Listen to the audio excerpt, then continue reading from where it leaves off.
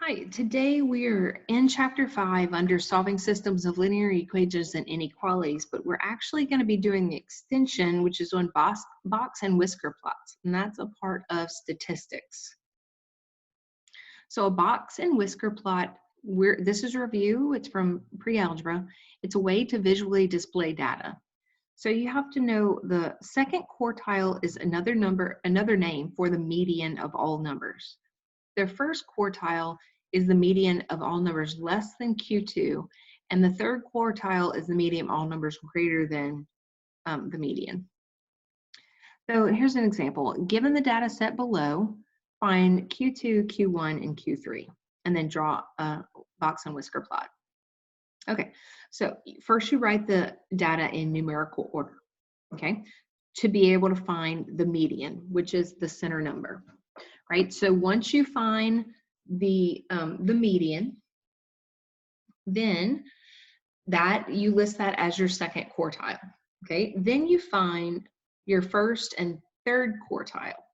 So the first quartile is the median, not the mean, the median, the middle number of everything less than the median, I'm sorry. So basically you have your median in the middle.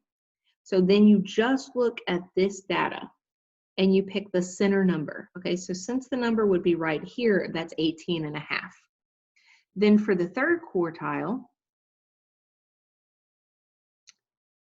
let's see. Then for the third quartile, you choose the median out of all these numbers. So the median would be in the middle, so 27. So now you have your first quartile, your second quartile, and your third quartile. So now what do you do with that? So we found them in A, now we have to draw a box and whisker plot. Okay, so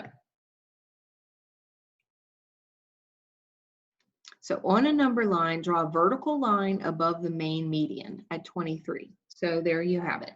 So you're first drawing your vertical line, that's the first thing. Then you draw similar vertical lines for the first and third quartile at 18.5 and at 27. So then you draw a box using vertical lines. These whiskers extend to the least value 13 and the greatest value 30. So let's go over that again. Okay. So you're drawing the line at your median, right? Then you had 18.5 and we had 27. So that's what it would look like.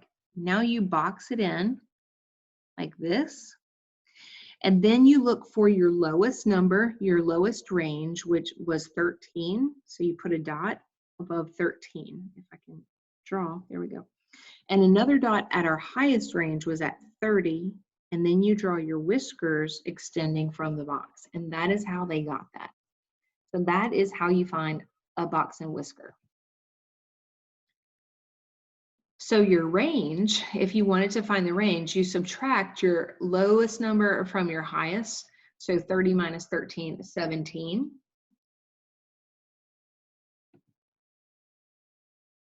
So the median of, let's see, of the second quartile is 13.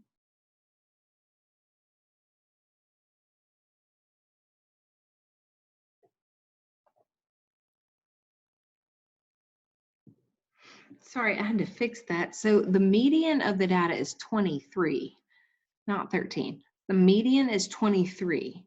Then the median separate the data into 4 parts. So 1/4 of the data numbers are less than 18.5. So watch, let's see. So this is going to be 1/4 of the data. From here to here, that's 1/4. Then from 18.5 to 23, that's another quarter. Then from 23 to 27, that's another quarter. And then from 27 to our highest range, 30, that's another quarter of the data. So that is how a box and whisker is broken up. All right, so the box and whisker plots show the number of dozen bagels made per day for 100 randomly chosen stores. So what is the range? So you take the highest point and you subtract it from the lowest point. So 95 minus 79 is going to give you 16. So the range is 16. What is the median number of bagels made? So that would be 86.